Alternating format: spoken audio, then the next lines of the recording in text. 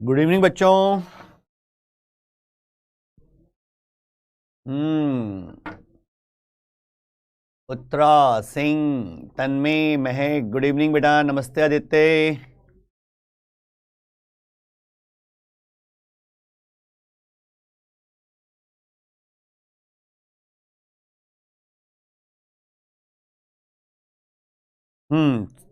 बेटा last class तक का कोई डाउट किसी को? थैंक यू बेटा सिंह। गुड इवनिंग बेटा।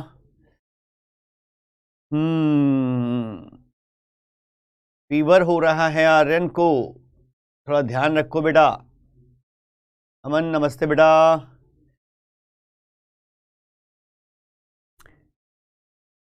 लास्ट क्लास का किसी को डाउट हो लास्ट क्लास तक का तो मुझे चैट पे भेज देना बेटा। सब लिखने के बाद प्लीज। ओके बेटा भाविक भाविक।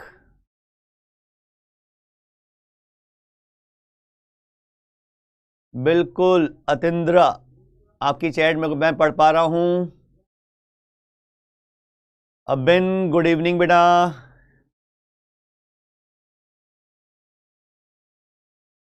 हिमांशु बेटा बिल्कुल पढ़ पा रहा हूं।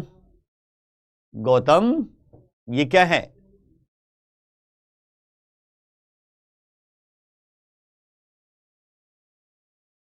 यहां भी हो रही है बेटा। अंशुमान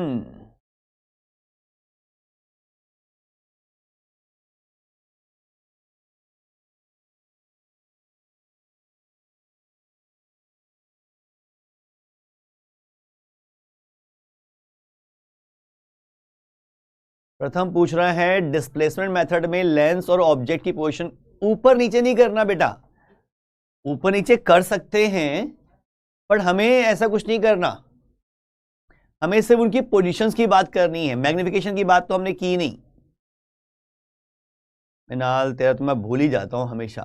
मिनाल मिनाल क्वेश्चन अगर भेज सकता तो बेटा भेज दे। मिनाल अगर चैट पे क्वेश्चन भेज सकता है तो भेज दे बेटा, मैं अभी सॉल्व कर दूंगा।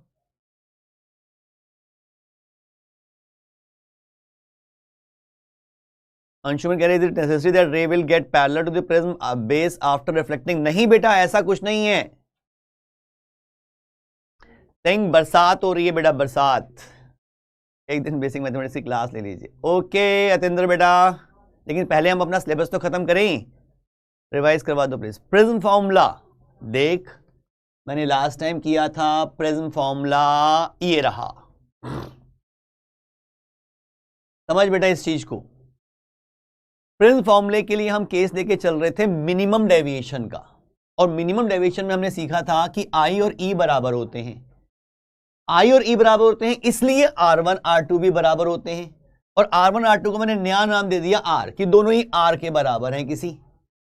ठीक है, तो वो R1 प्लस R2 हमें पता है A के बराबर होता है, ये हमने सबसे पहले सीखा था।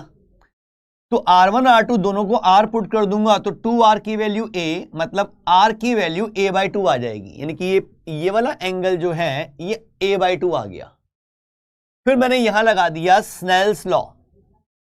स्नेल्स लॉ, अच्छा इससे पहले आई भी तो निकालना था। हाँ ये रहा, आई निकाला था हमने। Delta is equal to I plus E minus A, ये हमने पहले फॉर्मूला पढ़ा था डेविएशन का।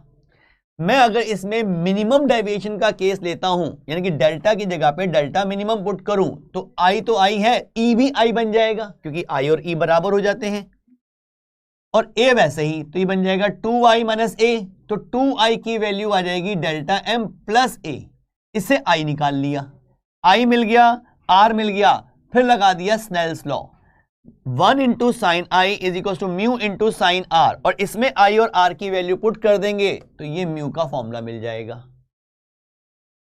Small bulb is placed at the bottom of the tank containing water at A depth of 80 centimetre, what is the area? ये तो मैंने question कराया था मिनाल बेटा, ये क्वेश्चन तो मेरे को ध्यान है, टीआईआर का था और मैंने करवाया था ये क्वेश्चन। देख लेते हैं फटाफट, टीआईआर के बाद ही था ये।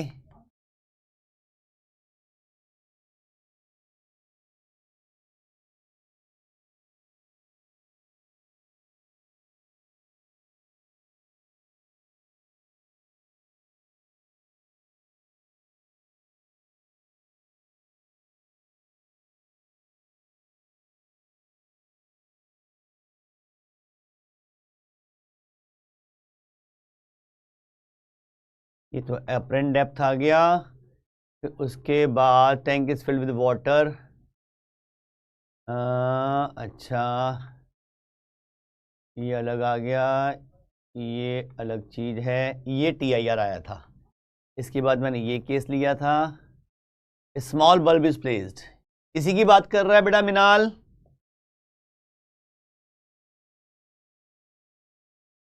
सर एक बार डेल्टा मिनिमम में क्या होता है रिपीट करवा दो। अभी बताता हूं बेटा।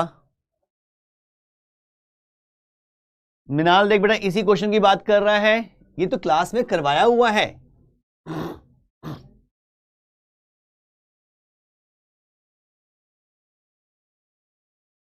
Sir how can we measure delta minimum in the formula? The critical angle for water and glass is equal. Sir critical angle for water and glass is, नहीं बेटा, दोनों का रिफ्रैक्टिव इंडेक्स अलग है तो क्रिटिकल एंगल अलग होगा। Critical angle तो रिफ्रैक्टिव इंडेक्स पे डिपेंड करता है। Sine C is equal to 1/μ। अच्छा मिनाल, कोई बात नहीं, मैं आपको बेटा तो कह ही सकता हूं, कोई दिक्कत नहीं मिनाल बेटा।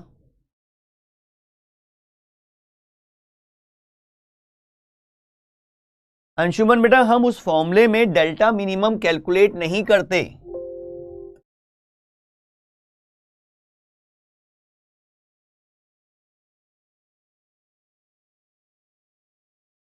डेल्टा मिनिमम तो हम एक्सपेरिमेंटली निकाल के उसमें पुट करते हैं। इस फॉर्मूले में अगर देखो तो हम डेल्टा मिनिमम जो है वो एक्सपेरिमेंटली निकाल के पुट करके म्यू निकालते हैं। हम डेल्टा मिनिमम वैसे मैथमेटिकली, हाँ बाकी डाटा दे रखा है तो डेल्टा मिनिमम निकल जाएगा। इलेक्ट्रोमैग्नेटिक वेव्स बेटा तिंद्र एक दिन का टॉपिक है, किस दिन भी करवा दूंगा, और वो रटने वाला है ज्यादा, इसलिए बाद में करें तो अच्छा रहता है। ठीक मिनाल, क्या वो क्वेश्चन देख लोगे बेटा? रिकॉर्डिंग में जरूर होगा, वो मैंने करवाया है क्लास में।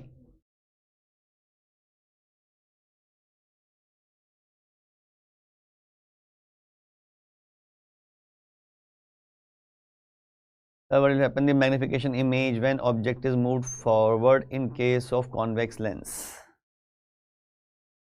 देख बेटा, एक बच्चा मेरे से पूछ रहा है क्वेश्चन, ये करने से पहले फिर मैं वही बता दूं।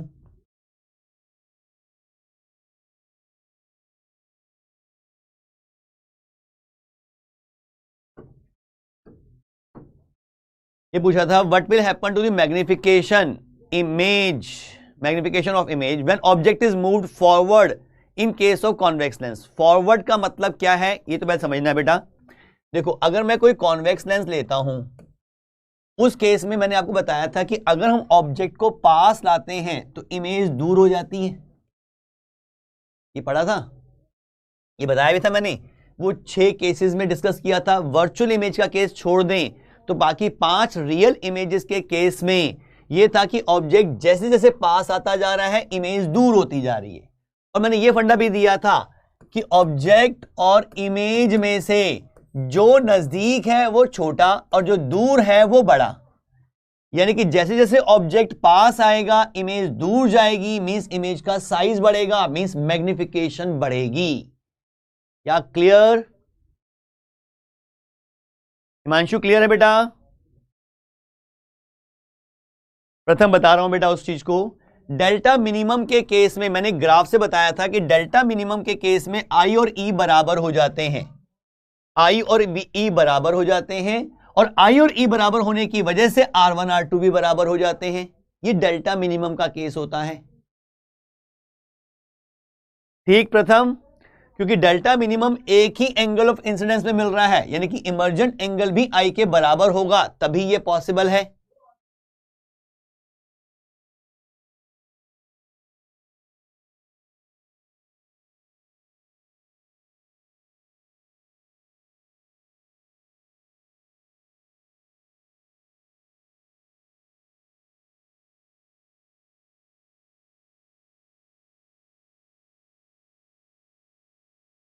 क्लियर?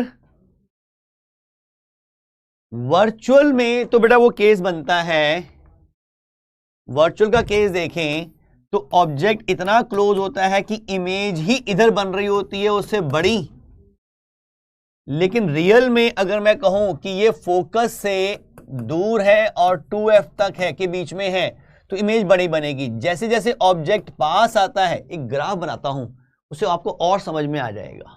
देखो,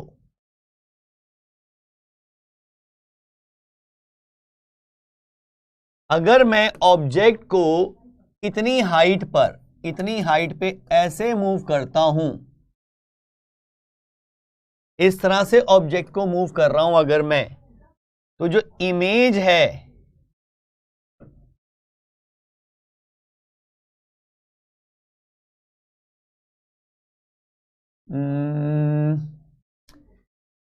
टू एफ पर, तो 2f पर, यानी कि इस कलर चेंज कर लूं,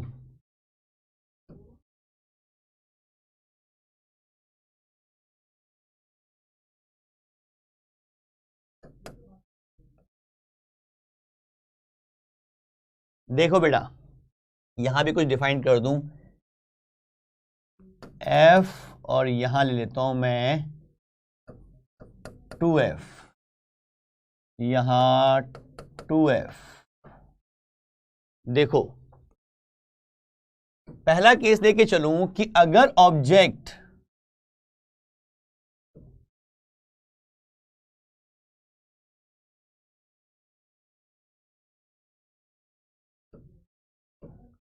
अगर ऑब्जेक्ट 2f से दूर कहीं पे यहां तक मूव कर रहा है, तो इमेज f से 2f के बीच में मूव कर रही होती है। व्हाइट के लिए व्हाइट इमेज, व्हाइट ऑब्जेक्ट के लिए व्हाइट इमेज, ठीक है। जैसे ही ऑब्जेक्ट रेड 2f से f के बीच में मूव कर रहा होता है, तो ये 2f से दूर जा रही होती है, ठीक है। और जब ये f से इधर मूव करता है, कलर चेंज कर लेते हैं, अगर ये येलो वाला पार्ट देखें तो इसके लिए इमेज ऐसे होती है। आप लिंक कर सकते हो, इस फर्स्ट पार्ट के लिए ऑब्जेक्ट के लिए ये इमेज है, ये ऑब्जेक्ट के लिए ये इमेज है, और इस ऑब्जेक्ट के लिए ये इमेज है। क्या ये क्लियर हुआ?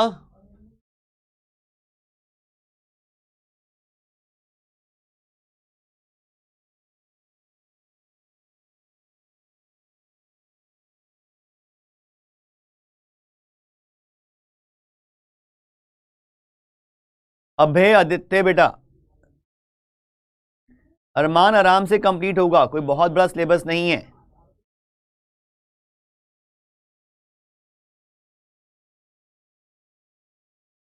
ठीक है। Light wave enters the medium 1 to medium 2, its velocity in medium 2 in second medium is double from first for TIRT। आगे क्या है मेरे को समझ नहीं आ रही बेटा, ये क्वेश्चन कंप्लीट नहीं है।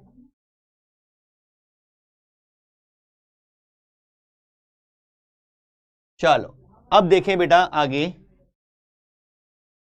आज हमने स्टार्ट करना है dispersion of white light through prism. Theoretical topic है और आसानी से समझ में आता है, और क्वेश्चन भी थ्योरेटिकल ही आते हैं इसमें।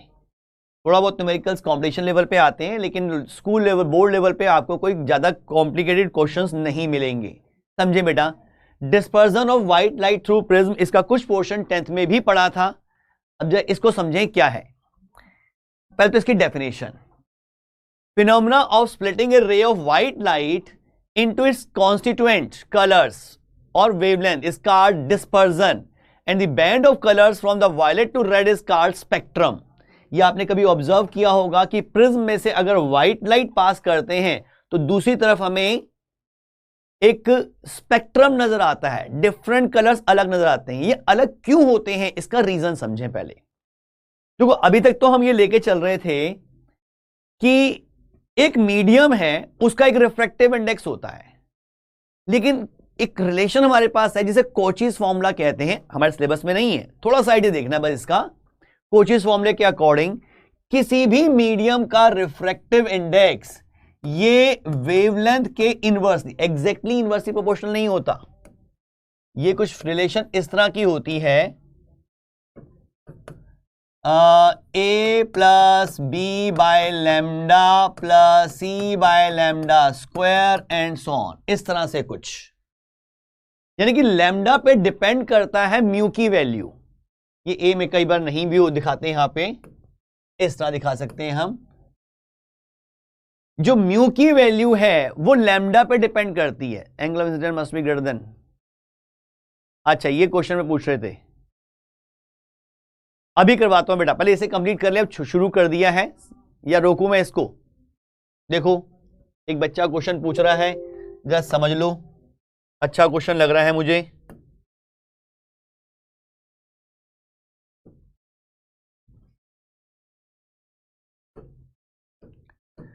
क्वेश्चन है, light wave enter from medium 1 to medium 2। ये मीडियम 1, ये medium 2। Its velocity in second medium is double from first. अगर इसमें लाइट की स्पीड v है तो इसमें 2v है। For TIR the angle of incidence must be greater than, यानी कि हमें क्रिटिकल एंगल निकालना है। क्रिटिकल एंगल निकालना है, ठीक है। क्रिटिकल एंगल से बड़ा होगा तभी TIR होगा। अब देखो, क्रिटिकल एंगल मैंने आपको बताया था वो होता है sine C is equal to 1 upon mu. और मैंने फंडा बताया था कि ऊपर छोटे वाला म्यू और नीचे बड़े वाला म्यू। अब इन दोनों में से देखें, अगर मैं इसको म्यू1 कहता हूं, इसको म्यू2 कहता हूं, तो इनमें से ज्यादा डेंसर कौन सा होगा? जिसमें स्पीड कम है। स्पीड इसमें कम है, इसमें ज्यादा है, तो ये डेंसर है, ठीक। तो जो डेंसर है वो तो आएगा नीचे और रेयर आएगा ऊपर।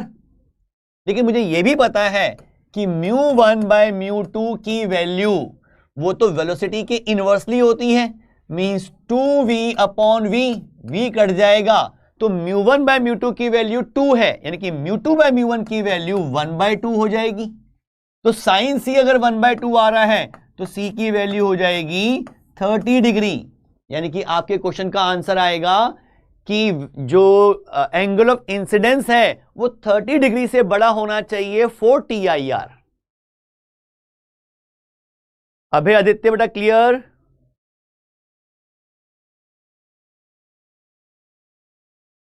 अब आ जाए बेटा वापस इस पे। हमने यहां डिस्पर्जन की डेफिनेशन तो पढ़ ली, लेकिन ये हो क्यों रहा है जरा इसको समझें। म्यू की वैल्यू एक्चुअल में लैम्डा पे डिपेंड करती है, और जो सन से व्हाइट रे आ रही हैं उसमें तो एक बहुत सारी वेवलेंथ का मिक्सचर होता है। आपने पढ़ा होगा अप्रोक्सीमेटली 400 नैनोमीटर से 700 नैनोमीटर की वेवलेंथ वाली सारी वेव्स मिक्स होके आती हैं। द रे शुड बी फ्रॉम 1 to 2। हाँ बेटा, ये तो दे रखा था अंशुमन, ये गिवन था क्वेश्चन में कि रे 1 से 2 में जाएगी। अब ये देखो, जो व्हाइट लाइट आ रही है उसमें एक्चुअली में 400 से लेकर 700 नैनोमीटर तक की सारी वेवलेंथ मिक्स होके आ रही हैं। अब एक ही मीडियम डिफरेंट वेवलेंथ की वेव्स के लिए डिफरेंट रिफ्रैक्टिव इंडेक्स ऑफर करता है। यानी कि अगर मैं ग्लास ही ले लूं या वाटर ही ले लूं, तो वाटर के अंदर रेड कलर वाली वेवलेंथ, रेड कलर वाली वेव और वॉयलेट कलर वाली वेव के लिए रिफ्रैक्टिव इंडेक्स अलग अलग होता है। जिसकी वेवलेंथ ज्यादा उसके लिए रिफ्रैक्टिव इंडेक्स कम, ठीक है। वॉयलेट का वेवलेंथ सबसे कम होती है, रेड की सबसे ज्यादा होती है। रेड की वेवलेंथ सबसे ज्यादा और वॉयलेट की सबसे कम, तो वॉयलेट के लिए रिफ्रैक्टिव इंडेक्स सबसे ज्यादा होगा, म्यू ऑफ वॉयलेट ज्यादा होगा mu for red. Same medium का, मीडियम भी चेंज नहीं कर रहा मैं, एक ही मीडियम की बात करूं, एक ही मीडियम में वॉयलेट लाइट के लिए वो ज्यादा रिफ्रैक्टिव इंडेक्स ऑफर करता है और रेड के लिए कम। ये इस कोचीज फॉर्मूले के अकॉर्डिंग होता है। ये आपको कहीं बताने की जरूरत नहीं, ये सिर्फ आपको समझाने के लिए बता रहा हूं बेटा मैं। फिर सुन लो इसको, एक ही मीडियम डिफरेंट वेवलेंथ की वेव्स के लिए अलग अलग रिफ्रैक्टिव इंडेक्स ऑफर करता है। हम जो लेके चलते हैं म्यू, वो एवरेज लेके चलते हैं, वो हम लेके चलते हैं एवरेज, उन सबका मीन। और डिफरेंस बहुत थोड़ा सा होता है, लेकिन थोड़ा सा डिफरेंस भी बहुत कुछ कर पाता है। And decreases with increase in lambda. बिल्कुल मान्या बेटा, यही चीज है। जैसे जैसे लैम्डा ज्यादा होगा म्यू कम होगा, और हमें पता है कि लैम्डा जो है वो वायलेट का कम है रेड के कंपैरिजन में, इसलिए वायलेट के लिए रिफ्रैक्टिव इंडेक्स ज्यादा होगा और रेड के लिए कम होगा। पहली बात तो ये, ठीक। दूसरा, आपको ध्यान हो कि अगर हमने प्रिज्म में से एक लाइट भेजी थी तो उसमें डेविएशन आया था। वो डेविएशन, अगर मैं थिन प्रिज्म की बात करूं तो अप्रोक्सीमेट डेविएशन का फॉर्मूला था म्यू माइनस 1 इंटू ए। ए तो एंगल ऑफ प्रिज्म था, वो तो हर वेव के लिए सेम, भाई प्रिज्म तो वही है। लेकिन म्यू की बात करूं तो ये जो व्हाइट लाइट आ रही है इसमें बहुत सारी वेवलेंथ के वेव्स मिक्स हैं, तो इसमें जो वायलेट वाला है उसके लिए म्यू ज्यादा है और रेड के लिए कम है। इसका मतलब डेविएशन की बात करें तो सभी वेवलेंथ के लिए अलग अलग डेविएशन आएगा। तो does colour of light changes when it enters into a different medium, इसलिए वायलेट का डेविएशन सबसे ज्यादा होता है। बिल्कुल बेटा,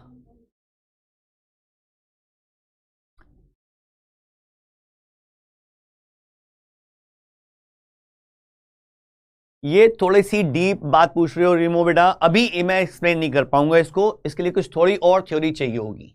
अभी तो जो बता रहा हूं वो समझें, जो बोर्ड के लिए है। फ्रीक्वेंसी चेंज नहीं होती है, बिल्कुल किसी की फ्रीक्वेंसी चेंज नहीं होती, लेकिन अगर मैं रेड और वायलेट की बात करूं तो इनकी फ्रीक्वेंसी भी अलग अलग है, इनकी फ्रीक्वेंसी भी अलग अलग है। स्पीड सेम है, इन सबकी स्पीड एयर में हम कह के चलते हैं कि सेम है, 3 × 10⁸ मीटर पर सेकंड लेके चलते हैं अप्रॉक्स, जो सबकी सेम लेके चलते हैं, लेकिन सभी की वेवलेंथ और फ्रीक्वेंसी डिफरेंट है। और उसी वजह से एक ही मीडियम इन सभी वेवलेंथ की वेव्स के लिए अलग अलग रिफ्रैक्टिव इंडेक्स ऑफर कर रहा है। तो वायलेट के लिए म्यू सबसे ज्यादा और रेड के लिए सबसे कम। तो क्या होगा अगर मैं इसमें दिखाऊं कि भाई रेड अगर इधर डेविएट हुई है और फिर ऐसे गई है, तो जो वायलेट होगी, वायलेट कलर मेरे पास यहां लग रहा है, पता नहीं आपको नजर आएगा नहीं आएगा, रेड भी नजर नहीं आ रहा, देखो वायलेट जो है वो थोड़ा ज्यादा बेंड होगी और इस तरह से निकलेगी। क्या ये कलर नजर आ रहा है? मुझे उम्मीद कम है। मैं लाइट ब्लू से दिखा देता हूं, ये ऐसे, ये वायलेट है, ये वायलेट है और ये रेड है, ठीक है। यानी हाइब्रिड प्रथम अभी तो नहीं बेटा,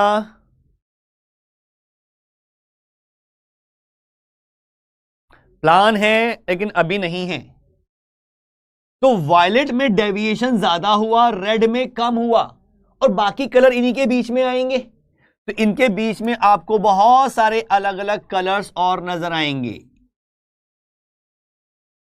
हम उन सब कलर्स को मेनली 7 पार्ट्स में डिवाइड करते हैं, जिसको आपने पढ़ा होगा इस फॉर्म में, विबग्योर।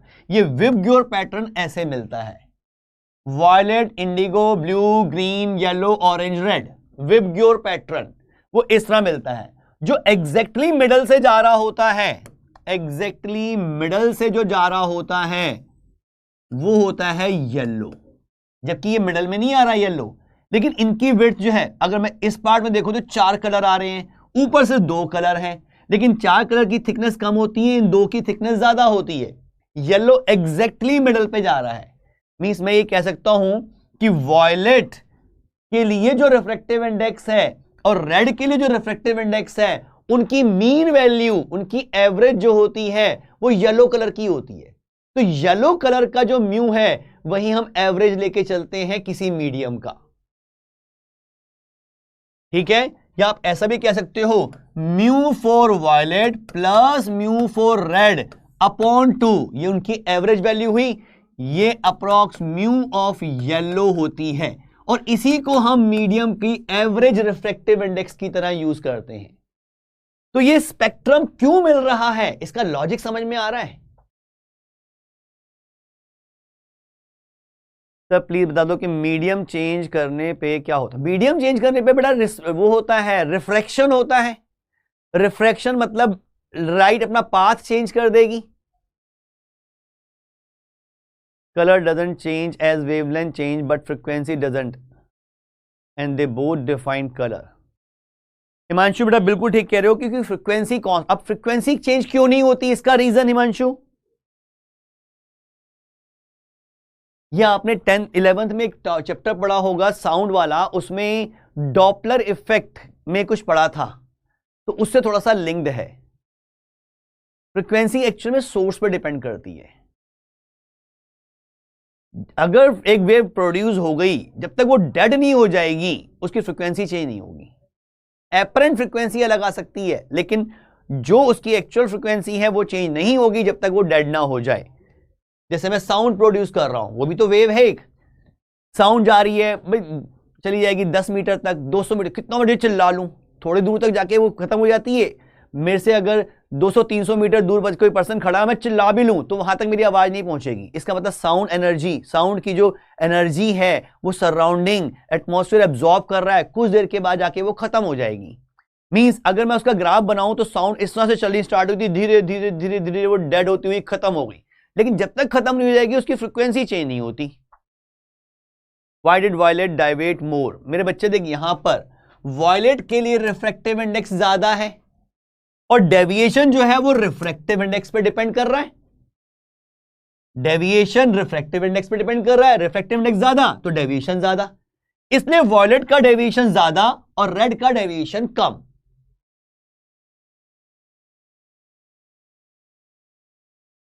अक्षत क्यों बेटा? मान्या बेटा क्लियर है ये? अक्षत आपने बतानी है तो भेज दो बेटा बेशक।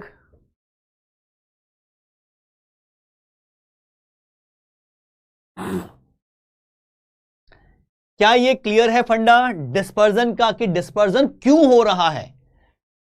आपसे मेनली पूछा जाएगा डिस्पर्जन के बारे में, तो डेफिनेशन ये है।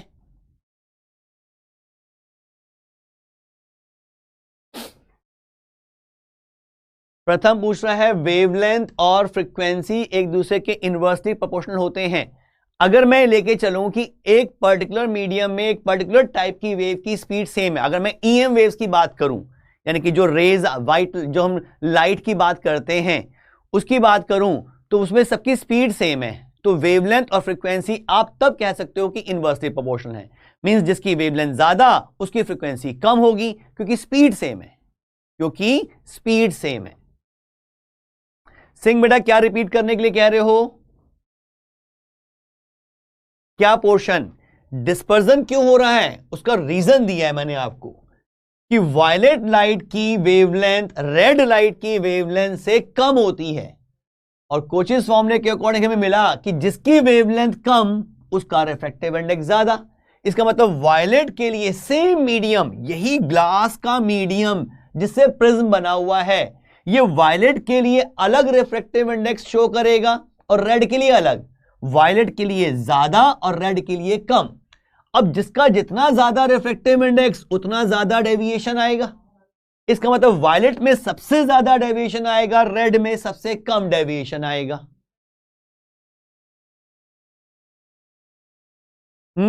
हिमांशु बेटा ये पढ़ोगे आप मॉडर्न फिजिक्स में।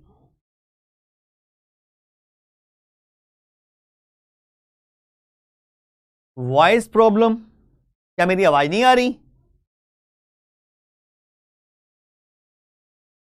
ये बेसिक फंडा था डिस्पर्जन का। अब इसमें कुछ टर्म्स हैं जो हमें ध्यान रखनी है, उनके फॉर्मूले ध्यान रखने हैं। Dispersion of white light through prism, यही तो एक्सप्लेन किया बेटा मैंने। लाइट जा रही है डिफरेंट वेवलेंथ के लिए, यही medium different refractive index show कर रहा है। वॉयलेट के लिए सबसे ज्यादा, रेड के लिए सबसे कम, और जिसका रिफ्रैक्टिव इंडेक्स ज्यादा उसमें डेविएशन ज्यादा होगा। मींस वॉयलेट में ज्यादा डेविएशन हो गया, रेड में कम डेविएशन हो गया, तो वो सेपरेट हो गए। ये सेपरेट हो गए तो आगे जाके हमें एक स्पेक्ट्रम नजर आता है, विबग्योर पैटर्न नजर आता है। ठीक,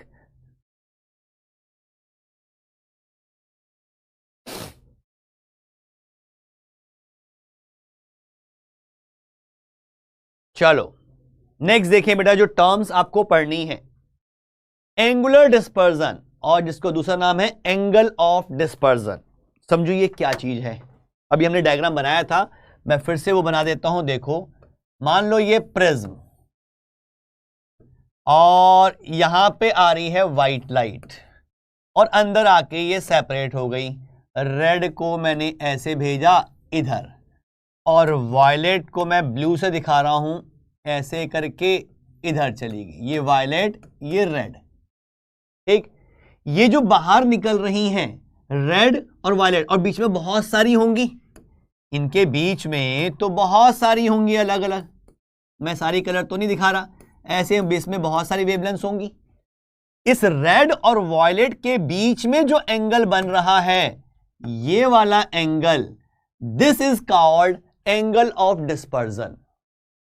this is called angle of dispersion. Sir prism का refractive index for different colour different क्यों होता है?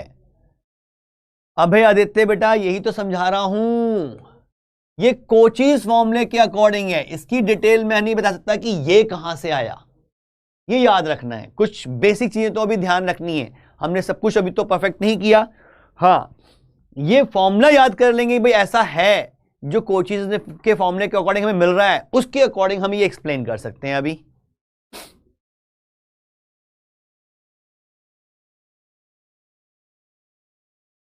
ठीक, यहां देखो, इस रेड और वायलेट के बीच में जो ये एंगल मिल रहा है, इसे हम कहते हैं एंगल ऑफ डिस्पर्जन या एंगुलर डिस्पर्जन। अब इसकी डेफिनेशन वो भी आप देख सकते हो। The angle between emergent rays of red and violet colour is called angular dispersion. अब ये एंगुलर डिस्पर्जन निकालें कैसे, इसकी वैल्यू कैसे निकालें, जरा इसको भी समझें।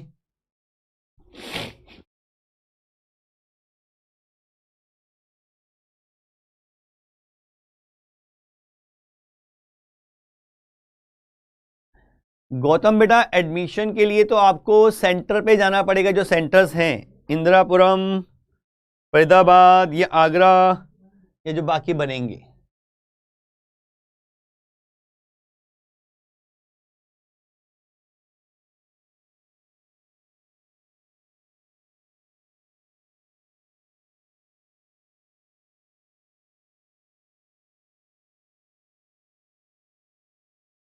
ठीक अक्षत, देखो, हाँ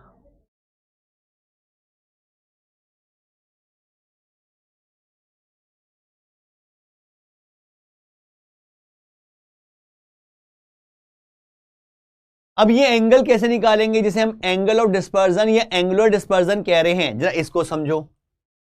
मैं अगर इस लाइन को सीधा ही ऐसे खींच दूं, यानी कि अगर ये प्रिज्म ना होता तो ये रे ऐसे चली जाती। ध्यान से देखो, यहां से यहां तक का जो एंगल है, मैं कह सकता हूं this is deviation in violet colour. Ray भाई व्हाइट लाइट ऐसे आ रही थी तो इसमें तो सारी मिक्स थी, वॉयलेट भी ऐसे आ रही थी, वॉयलेट अब इधर जा रही है तो वॉयलेट में डेविएशन इतना हुआ। ये जो आ रही थी इसमें रेड भी थी, लेकिन रेड तो यहां गई, तो ये वाला पार्ट जो है रेड तक का, मैं कह सकता हूं this is deviation in red colour. और इस बड़े एंगल में से ये एंगल माइनस कर दूंगा तो ये वाला एंगल मिल जाएगा, जिसको मैं थीटा से रिप्रेजेंट कर रहा हूं, and theta is angular dispersion. तो मैं कह सकता हूं theta is equals to deviation in violet minus deviation in red.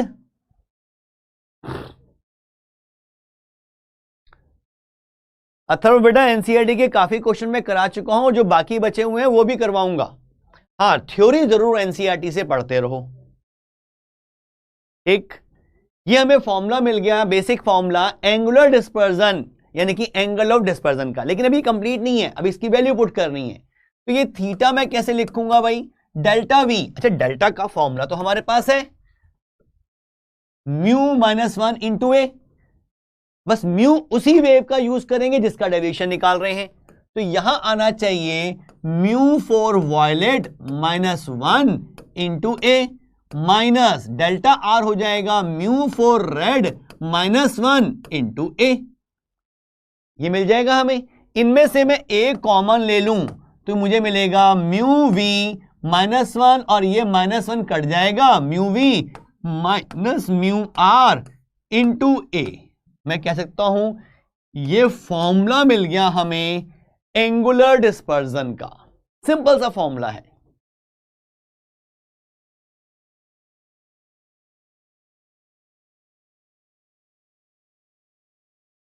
Clear? Gautam बेटा पढ़ लो अभी। ये फॉर्मूला ध्यान रखना है।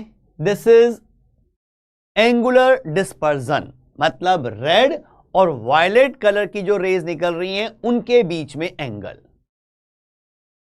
ठीक है, एक टर्म और पढ़नी है हमें इसमें, और वो टर्म है डिस्पर्सिव पावर।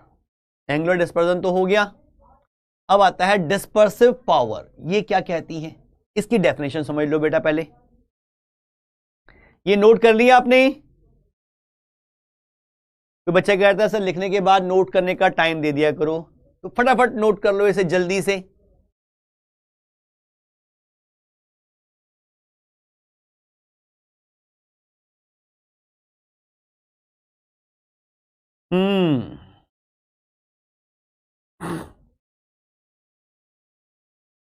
आज मेरा गला बहुत खराब हो रहा है, बहुत दर्द कर रहा है आज बोल बोल के।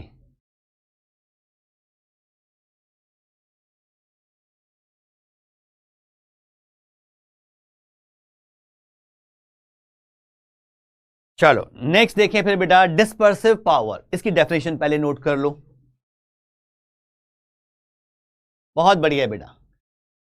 The dispersive power of the material of a prism is defined as the ratio of angular dispersion to the mean deviation produced by the prism. यानी कि जो भी हमने ये निकाला था एंगल ऑफ डिस्पर्जन, जिसे हम एंगुलर डिस्पर्जन भी कहते हैं, इसकी रेशो निकालनी है विद, यानी कि इसको डिवाइड करना है हमें मीन डेविएशन से, तो हमें मिल जाती है डिस्पर्सिव पावर। बढ़िया बेटा अक्षत, बढ़िया।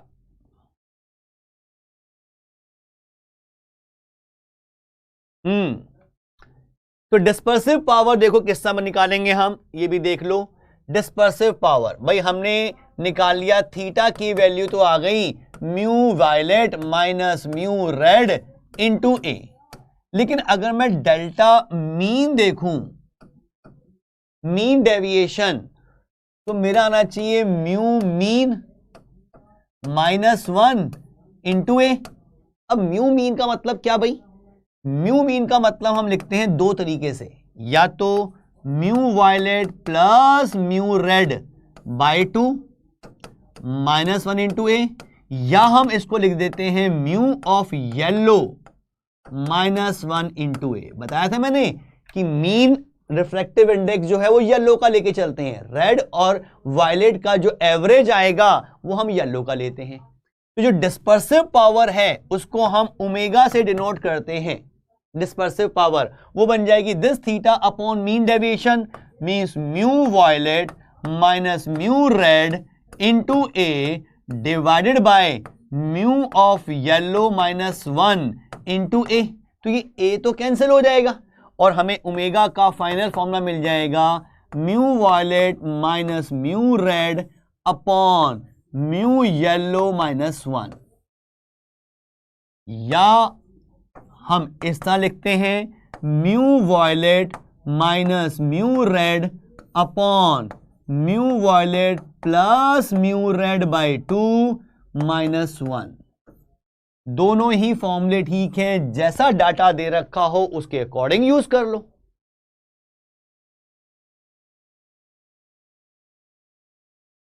क्लियर? ये है डिस्पर्सिव पावर। और ध्यान रखेंगे देखो इस डिस्पर्सिव पावर में कहीं भी ए नहीं बचा, एंगल ऑफ प्रिज्म नहीं बचा, यानी कि dispersive power is an inherent property of material. Dispersive power is the inherent property of material. वो एंगल चेंज करने से डिस्पर्सिव पावर चेंज नहीं हो रही, मीन डेविएशन या मैं कहूं एंगल ऑफ डिस्पर्जन वो ए पे डिपेंड कर रहे हैं, लेकिन डिस्पर्सिव पावर वो ए पे डिपेंड नहीं कर रही। बढ़िया विशेष बेटा, बहुत अच्छे।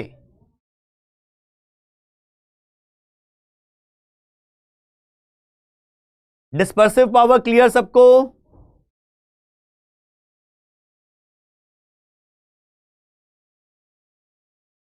ये कुछ टर्म्स हैं जो ध्यान रखनी है, स्कूल एग्जाम में आ सकती हैं। एंगल ऑफ डिस्पर्जन, डिस्पर्जन क्या होता है, फिर एंगल ऑफ डिस्पर्जन, फिर डिस्पर्सिव पावर। ये छोटी चीजें हैं, बहुत डिटेल नहीं है इनके हमारे सिलेबस में, थोड़ा सा आइडिया चाहिए इसका बस। चलो नेक्स्ट पे मूव करते हैं। नेक्स्ट है स्कैटरिंग ऑफ लाइट। ये क्या होता है जरा समझें।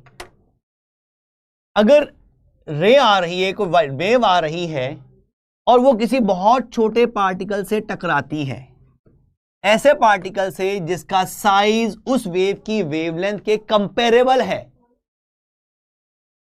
ठीक, तो ये लाइट बहुत सारे अपने पार्ट्स में डिवाइड हो जाती है, अलग अलग ऐसे टूट जाती है, ठीक। और ध्यान रखेंगे ये बात,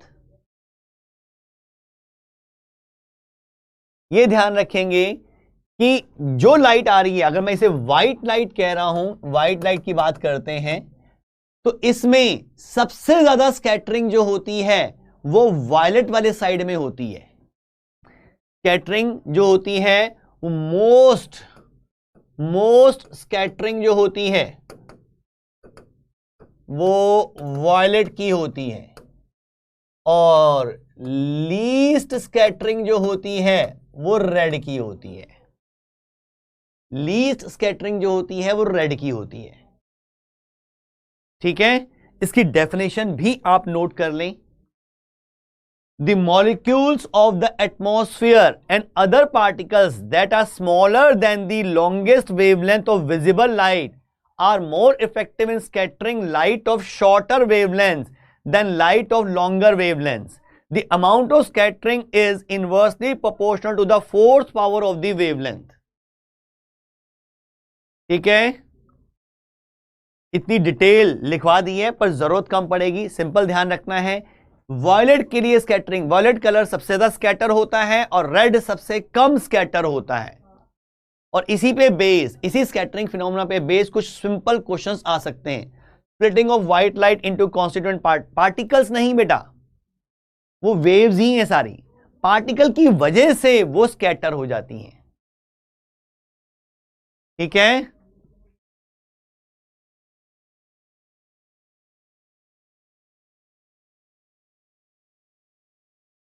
स्कैटरिंग समझ में आ रहा है, लाइट आई और क्या तो टूट गई, ठीक। अब इसी पे बेस कुछ चीजें हैं जो आपको ध्यान रखनी है, आपके स्कूल के एग्जाम में पूछ सकते हैं। फोर्थ पावर का क्या होता है? फोर्थ पावर मतलब कितनी स्कैटरिंग होगी, वो लैम्डा की पावर 4 के इनवर्सली प्रोपोर्शनल है।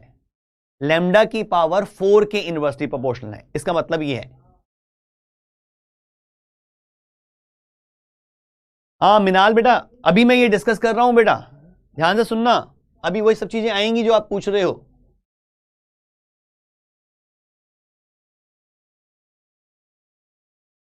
डेफिनेशन सिंपल ये बता रही है कि अगर पार्टिकल का साइज लॉन्गेस्ट वेवलेंथ के साइज से कम है तो लाइट को वो स्कैटर कर सकता है, और स्कैटरिंग जो है वो लॉन्गर वेवलेंथ की कम होती है और शॉर्टर वेवलेंथ की ज्यादा होती है।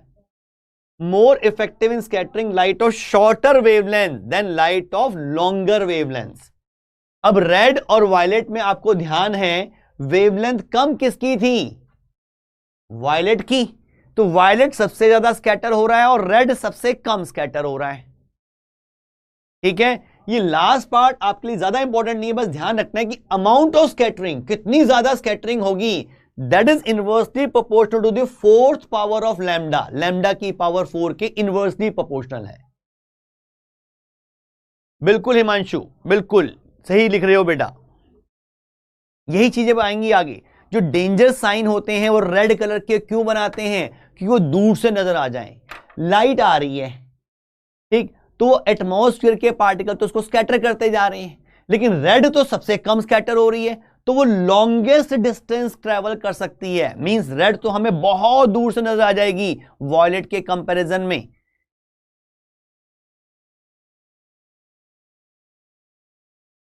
ठीक है। क्या ये बात क्लियर कि डेंजर सिग्नल जो है वो रेड कलर के क्यों बनाते हैं? क्योंकि रेड कलर की वेवलेंथ वाले, रेड कलर की जो वेव्स हैं वो ज्यादा डिस्टेंस ट्रेवल कर पाएंगे क्योंकि वो कम स्कैटर हो रही हैं, वॉयलेट वाली सबसे ज्यादा स्कैटर हो रही हैं, ठीक। अब देखो ये blue colour of sky, sky blue क्यों नजर आता है, उसका रीजन वो भी स्कैटरिंग है, वो भी स्कैटरिंग है। मान लो हम ऊपर देख रहे हैं, यहां सन है और ये अर्थ पे मैं खड़ा हूं, यहां पर सन से रेज आ रही हैं तो वो स्कैटर होती जा रही हैं। एटमॉस्फेयर सपोज यहां पर है, अर्थ का एटमॉस्फेयर, ये यहां पे आके स्कैटर होने लग गई, तो स्कैटर पहले कौन सी होंगी, वायलेट साइड में, वायलेट ब्लू, जो स्कैटर होता है उनका मिक्सचर हमें स्काई ब्लू जैसा नजर आता है। तो यहां से लाइट जो स्कैटर हो रही है, अगर मैं इधर देखने की बजाय इधर देखूंगा तो यहां से जो रेज मेरे पास आ रही हैं वो लगभग ब्लू वाली होंगी, ऐसे टकरा के, यहां से टकरा के मेरे पास पार्टिकल से आ रही हैं, तो मुझे बाहर बाकी का एटमॉस्फेयर जो है वो ब्लूइश नजर आता है। ठीक है, तभी टीचर्स रेड पेन से लिखते हैं, वो तो अलग दिखने के लिए लिखते हैं, क्योंकि भाई आपने ब्लू से लिखा हुआ है तो चेकिंग रेड से होती है। स्काई ब्लू नजर क्यों आ रहा है भाई, सामने से तो व्हाइट लाइट आ रही है लेकिन उसे स्कैटर होके इधर भी गई, फिर वहां से टकरा के, पार्टिकल से टकरा के मेरे पास आई, तो यहां से जो लाइट आ रही है, इधर से जो लाइट आ रही है सन के आसपास दूसरी रीजन से, वो मेनली कौन सी आ रही है, वॉयलेट साइड में, ब्लू साइड में, तो इसलिए मुझे स्काई जो नजर आता है वो ब्लूइश नजर आता है। अब जब सोचो, मान लो स्कैटरिंग ना होती, मान लो स्कैटरिंग ना होती या हम किसी तरह से स्कैटरिंग को खत्म कर दें, तो हमें स्काई कैसा नजर आएगा। सन तो नजर आ रहा है गोला वाइट सा, स्काई कैसा नजर आएगा अगर स्कैटरिंग को खत्म कर दूं मैं किसी तरीके से। कोई सोच सकता है कि अगर मैं स्कैटरिंग को बिल्कुल खत्म कर दूं तो सन तो मुझे नजर आ रहा होगा कि वहां से लाइट आ रही है, स्काई कैसा नजर आएगा, बिल्कुल ब्लैक। ब्लैक क्यों ब्लैक, लाइट सिर्फ ऐसे जाएगी, स्कैटर तो हो नहीं रही, बाकी कहीं से लाइट आ नहीं रही, तो मुझे सिर्फ ये सन नजर आएगा, बाकी सब कुछ ब्लैक। व्हाइट नहीं बेटा, ब्लैक। भाविक ब्लैक नजर आएगा। वो सनसेट और सनराइज के टाइम पे रेड क्यों नजर आता है, मैं उसके बारे में भी बात करता हूं अभी। तो अगर स्कैटरिंग को हम बिल्कुल खत्म कर दें तो स्काई हमें सिर्फ ब्लैक नजर आएगा, सन का एक गोला नजर आएगा, बाकी सारा अंधेरा अंधेरा। ठीक है, कलरलेस नहीं। ब्लैक का मतलब होता है no colour, no light. Space दिखेगा कैसे, अरे किसी चीज को देखने के लिए उससे लाइट आके हमारी आईज में एंटर करनी चाहिए, सन के अलावा तो कहीं से लाइट हमारे पास आ नहीं रही, तो हमें स्पेस कैसे नजर आ जाएगा। ठीक है, तो ये था ब्लू कलर होने का रीजन, इसका भी स्टेटमेंट लिखी हुई है, या आप पढ़ सकते हैं। When looking at the sky in direction away from the sun, we receive scattered sunlight in which short wavelength predominate, giving the sky its characteristic bluish color. The blue, why is it not looks violet? Actually में बेटा अगर मैं देखूं, हमारे पास बहुत सारी lights, actual में हम 7 रंग कहते हैं, लेकिन क्या एक्चुअल में 7 होते हैं? कभी आपने वो घर में पेंट कराया हो तो शेड कार्ड आता है घर में पेंट का, कभी देखा हो वो, उसमें ब्लू के ही कितने सारे शेड होते हैं, रेड के ही कितने सारे शेड होते हैं, अलग अलग टाइप के। तो एक्चुअली में हम 7 बेसिक कलर बता रहे हैं, ऐसे से हैं बन रहे हैं, लेकिन एक्चुअली तो कलर का बहुत ज्यादा वेरिएशन हो रहा है। मैंने कह रहा हूं रेड वाली साइड का पोर्शन स्कैटर नहीं हो रहा, ये वाला पोर्शन स्कैटर नहीं हो रहा, बाकी ये कम हो रहा है, ये ज्यादा, ये ज्यादा, ये सबसे ज्यादा स्कैटर हो रहा है। तो जो स्कैटर हो रहा है उनका मिक्सचर, जो कलर नजर आ रहा है वो ब्लूइश नजर आ रहा है। ठीक सृष्टि बेटा,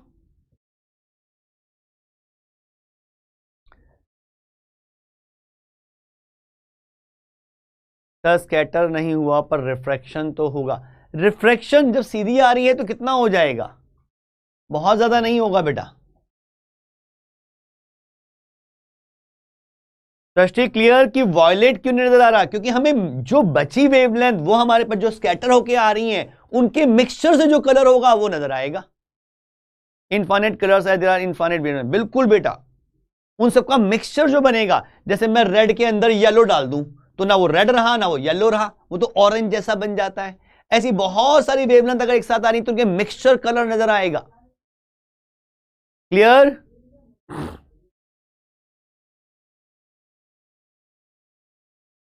scattering, blue colour of sky का रीजन आपको समझ में आ गया। नेक्स्ट आता है reddish appearance of the sun at sunrise and sunset. अब सनराइज और सनसेट के केस में वो हमें रेडिश क्यों नजर आता है, उसका रीजन देखो। मान लो मैं कहता हूं ये अर्थ और ये अर्थ का एटमॉस्फेयर,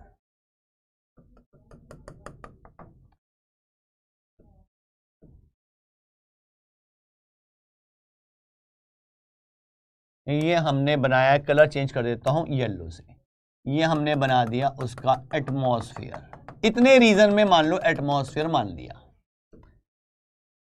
अगर मैं कहता हूं सन यहां पर है और मैं यहां से देख रहा हूं, तो दोपहर का टाइम होगा, सन ऊपर ही है। सनराइज और सनसेट के पास जगह तो वो हॉरिजन पे होगा। अगर सन यहां पर है, वैसे तो सन बहुत बड़ा होता है, मैं छोटा सा दिखा रहा हूं, अर्थ के कंपैरिजन में तो बहुत बड़ा है, लेकिन मैं अर्थ पे खड़ा होकर देख रहा हूं तो मुझे छोटा ही नजर आएगा क्योंकि बहुत दूर है।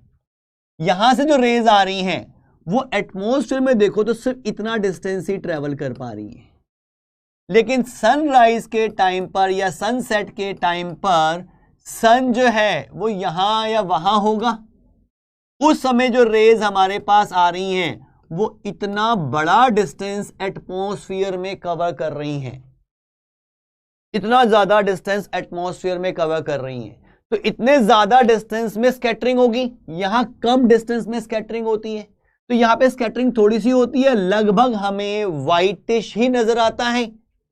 लेकिन जब स्कैटरिंग ज्यादा हो गई तो स्कैटरिंग किसकी ज्यादा हो गई, वॉयलेट के साइड से। रेड वाली साइड से तो स्कैटरिंग कम हो रही है, तो हमें जो कलर नजर आएगा वो रेडिश नजर आएगा। क्या क्लियर? प्लीज स्काई वाला रिपीट कर दो। गौतम अभी करता हूं बेटा। ये रेडिश वाला कॉन्सेप्ट समझ में आ रहा है? रेडिश वाला कॉन्सेप्ट क्या सबको क्लियर है?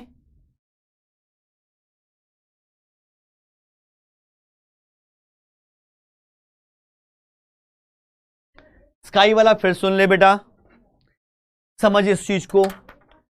मैं खड़ा हूं, ऊपर सन है, सन से रेज आ रही हैं और एटमॉस्फेयर, इधर सन है, कहीं पे भी है, लाइट आ रही है, स्कैटर हो रही है। स्कैटर तो ब्लूइश ही हो रही है, वायलेट की तरफ, वायलेट ब्लू वाला पार्ट जो है वो स्कैटर हो रहा है। वो स्कैटर होके इधर जाता है, पर पार्टिकल तो यहां पे भी है, उनसे टकरा के हमारे पास आता है। तो जहां से आ रहा है हमें तो वहीं पे नजर आएंगे ऑब्जेक्ट्स, तो हमें वहां पे ब्लूइश ऑब्जेक्ट नजर आ रहे हैं क्योंकि लाइट ब्लूइश आ रही है। तो हमें पूरा स्काई जो है वो ब्लूइश नजर आ रहा है क्योंकि व्हाइट लाइट जो सीधी आ रही थी उसमें से ब्लूइश स्कैटर होके टकरा के फिर मेरे पास आ रही है। ठीक गौतम? और ये सन के रेडिश होने का रीजन एट सनराइज और sunset.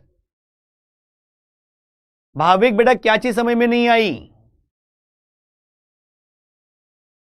Violet will scatter more so violet. हाँ अंशुमन देख, वॉयलेट तो स्कैटर हो गई, इधर क्यों कर रहा हूं, इसके अंदर एटमॉस्फेयर में, इधर चली गई, इधर चली गई, इधर चली गई, इधर चली गई, सीधी मेरे पास कौन सी पहुंची, रेड। मेरे पास तो सीधी सन से जो आ रही है वो तो मैक्सिमम पार्ट रेड का ही आ रहा है, तो सन तो मुझे रेडिश नजर आएगा। अरे ब्लू तो यहां से नजर आएगा, यहां से नजर आएगा, जहां से वो पहुंचेगी मेरे पास। अंशुमान क्लियर बेटा? भाविक बेटा कौन सी चीज समझ नहीं आई, रेडिश वाली या ब्लूइश वाली? दोनों का एक्चुअल रीजन एक जैसा ही है लगभग। रेज आई ब्लू, वायलेट वाली, ब्लूइश वाली स्कैटर होके फिर यहां से टकरा के पार्टिकल से मेरे पास आ रही हैं, और हमें पता है कि रेज जहां से आ रही होती है हमें तो ऑब्जेक्ट वही नजर आता है।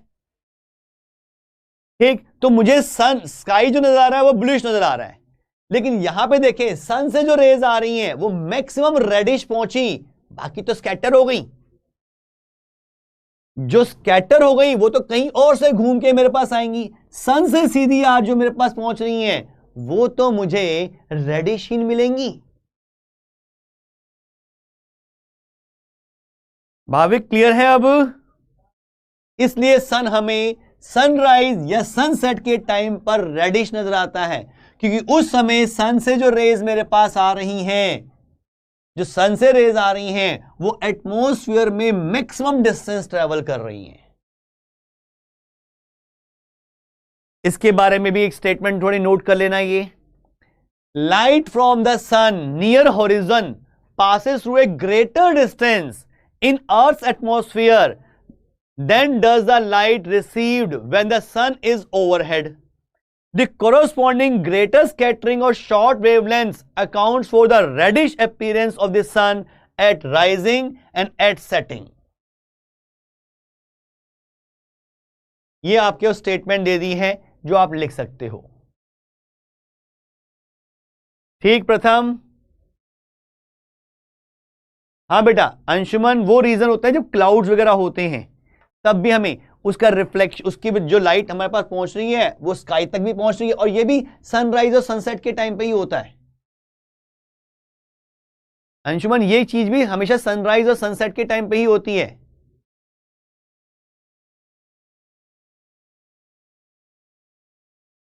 The difference between relative refractive index and normal refractive index. Himanshu बेटा एक्चुअल में तो सारे रिफ्रैक्टिव इंडेक्स रिलेटिव ही हैं, लेकिन जब हम उसको एब्सोल्यूट रिफ्रैक्टिव, नॉर्मल तो मत कहो, एब्सोल्यूट रिफ्रैक्टिव इंडेक्स कहते हैं, तो एक्चुअल में हम रेफरेंस एयर को ले रहे हैं। हमने एक्चुअल में एयर का रिफ्रैक्टिव इंडेक्स 1 मान लिया है, उसके रिस्पेक्ट में बाकी रिफ्रैक्टिव इंडेक्स बता रहे हैं, तो जिनको हम एब्सोल्यूट रिफ्रैक्टिव इंडेक्स भी बोल देते हैं। लेकिन अगर मैं 2 डिफरेंट मीडियम ले लूं जो उनमें से कोई भी एयर नहीं है, ग्लास और वाटर, तो ग्लास का रिफ्रैक्टिव इंडेक्स वाटर के रिस्पेक्ट में वो होगा refractive index of glass upon refractive index of water, that is relative refractive index. क्या ये क्लियर है? Reddish appearance of sun at sunrise and sunset. बेटा ब्लैक होने का रीजन सिर्फ एक ही होता है कि लाइट ही नहीं पहुंच रही। एक्चुअल में हम ब्लैक कलर कहते हैं, ब्लैक एक्चुअल में कोई कलर नहीं है। ब्लैक का मतलब है नो कलर, एक्चुअल में ब्लैक का मतलब है नो कलर। भाई लाइट आ रही है, व्हाइट लाइट सन से आ रही है, व्हाइट आ रही है और मेरे पास पहुंच रही है सारी की सारी, तो मुझे व्हाइट नजर आएगा। उसमें से किसी तरह से रेड निकल गई तो वायलेट वाला पोर्शन मींस ब्लूइश नजर आ रहा है, रेड वाले पोर्शन निकल गए तो वायलेट वाले निकल गए तो रेड नजर आ रहा है, और अगर सब कुछ निकल गया तो मेरे पास कुछ नहीं आ रहा, तो मुझे डार्क यानी कि ब्लैक नजर आ रहा है। ठीक है सर, फॉर्मूले में कौन सा यूज करना है? किस फॉर्मूले में? इसमें तो कोई फॉर्मूला ही नहीं है।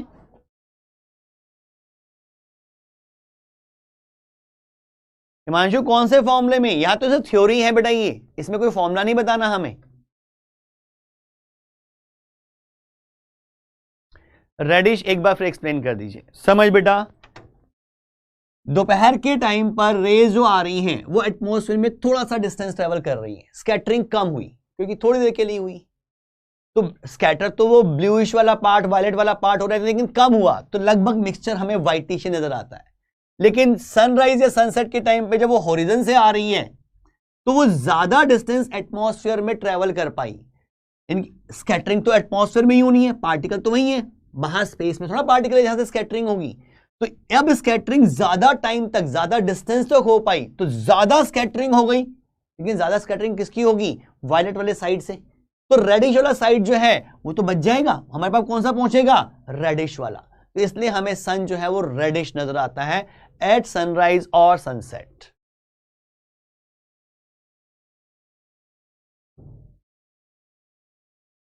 सर व्हाइट लाइट आती है तो हमें अदर कलर कहां से दिखते हैं? बहुत बढ़िया क्वेश्चन है, समझे बेटा। मैंने तो आज ब्लैक ही पहन रखा है, वैसे तो मेरे पास एक छोटा सा कागज पड़ा है, ये आपको नजर आ रहा हो, इसमें रेड से लिखा है बायोलॉजी मॉड्यूल 4, नजर आ रहा है? हो सकता है बेटा गौतम, हो सकता है।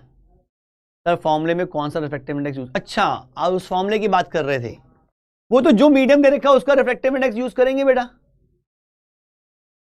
पिछले सारे कॉन्सेप्ट रिवाइज करो, मैंने 2 मीडियम में रिफ्रैक्शन भी करवाया था, तब रिफ्रैक्टिव इंडेक्स यूज किए थे। हम एक्चुअल रिफ्रैक्टिव इंडेक्स ही यूज करते हैं, जहां रिलेटिव दे रखा हो तो रिलेटिव। यहां देखो, ये आपको यहाँ पे रेडिश है या कुछ कौन सा कलर कहते हैं इसे, जो भी है रेडिश मान लो इसे। भाई लाइट तो व्हाइट आ रही है, फिर रेडिश क्यों नजर आ रहा है? होता क्या है, हर मटेरियल की एक प्रॉपर्टी होती है, जब लाइट इस पे पड़ती है तो ये कुछ वेवलेंथ को एब्जॉर्ब कर लेता है और कुछ को रिफ्लेक्ट कर देता है। तो यहां पे जो ये लिखा हुआ है, यहां जो पेंट लगाया हुआ है इस पे, उस पेंट वाले पार्ट की ये प्रॉपर्टी थी कि उसने ब्लूइश वाला पार्ट, वायलेट वाला पार्ट ज्यादा एब्जॉर्ब कर लिया और रेड वाला रिफ्लेक्ट कर दिया। तो इस पोर्शन से जो लाइट मेरे पास पहुंच रही है वो रेडिश पहुंच रही है, इसलिए मुझे रेड नजर आ रहा है। अगर कोई ब्लू है, मेरे हाथ में बोतल ब्लू, यानी कि लाइट आ रही है, ये रेड वाला ज्यादा एब्जॉर्ब कर रहा है और रिफ्लेक्ट कौन सा कर रहा है? ब्लू। जो रिफ्लेक्ट होगी वही तो मेरी आईज में जाएगी, मुझे ये ब्लूइश नजर आएगा। ब्लैक, परफेक्टली ब्लैक तो कुछ भी नहीं है, लेकिन लगभग ब्लैक का मतलब क्या है? लगभग सब कुछ एब्जॉर्ब कर लिया, थोड़ा सा ही पोर्शन रिफ्लेक्ट किया है, थोड़ा सा ही पोर्शन रिफ्लेक्ट किया है, इसलिए कलर डार्क ब्लैक नजर आ रहा है। क्या ये बात समझ में आ रही है? तभी हम कहते हैं कि सर्दियों में ब्लैक कपड़े पहनो, ज्यादा हीट रेडिएशन एब्जॉर्ब कर लेगा। गर्मियों में लाइट कपड़े पहनो, रिफ्लेक्शन होगा, गर्मी कम लगेगी। बिल्कुल 8th में पढ़ा होगा ये सब। क्लियर सबको ये चीजें? ब्लूइश रेडिश के बारे में सब क्लियर हो गया? Bluish colour of sky, reddish colour of sky, ये सब क्लियर है। अब हमारा जो लास्ट पार्ट रह गया है रे ऑप्टिक्स का, that is optical instruments.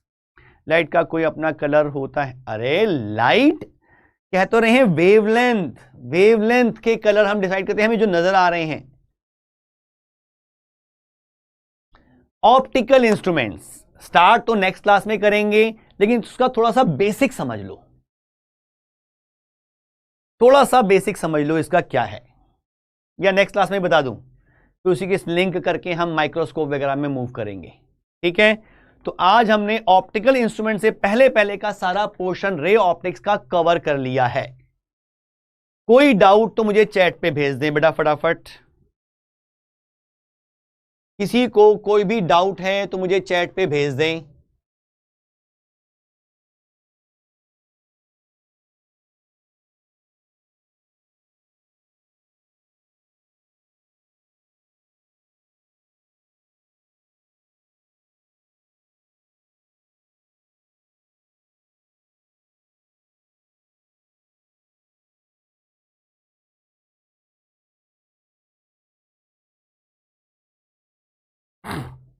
NCERT से जरूर पढ़ लेना ये चैप्टर बेटा, एनसीईआरटी की थ्योरी जरूर रीडिंग करनी है, उसे नहीं छोड़ना। नोट्स तो आपने बनाए हैं, बहुत बढ़िया है, वो भी करने हैं, लेकिन एक बार एनसीईआरटी जरूर रीड करनी है। ठीक है, चलो फिर नेक्स्ट क्लास में मिलते हैं और हम स्टार्ट करेंगे ऑप्टिकल इंस्ट्रूमेंट। आसान टॉपिक है, कुछ एक दो फॉर्मूलेज हैं जो याद रखने हैं। तो टेस्ट कब तक होते हैं, कैसे पता चलेगा? अच्छा, आपको मैं मैसेज करवा दूंगा बेटा। सिंह बेटा मेरे ख्याल 2 क्लास में हो जाएगा। ऑप्टिकल इंस्ट्रूमेंट्स 2 क्लास का ही टॉपिक है। अगर आपको कोई डाउट नहीं अटक जाता, वो समझाने में टाइम लग जाए, तो ज्यादा से ज्यादा 3 क्लास, वरना 2 क्लास में खत्म हो जाता है। ठीक है, brilliance of diamond is due to total internal reflection. उसकी रिफ्रैक्टिव इंडेक्स बहुत ज्यादा होता है, इसलिए बेटा। Abhay Aditya sir, when glass and water is given relative refractive index is n1/n2। हाँ, डिपेंड करता है हिमांशु, बस ध्यान ये रखना है कि जिसका रिफ्रैक्टिव इंडेक्स निकालना है वो ऊपर, और जिसके रिस्पेक्ट में निकालना है उसको नीचे। So what is ABC in dispersion of white light through prism? In dispersion of white light through prism, मैंने ABC कहां लिखा था? वो कुछ कांस्टेंट थे कोचिस फॉर्मूले में, वो फॉर्मूला आपके लेवल पे नहीं है, उसकी टेंशन मत लो, वो फॉर्मूला आपके लेवल पे नहीं है।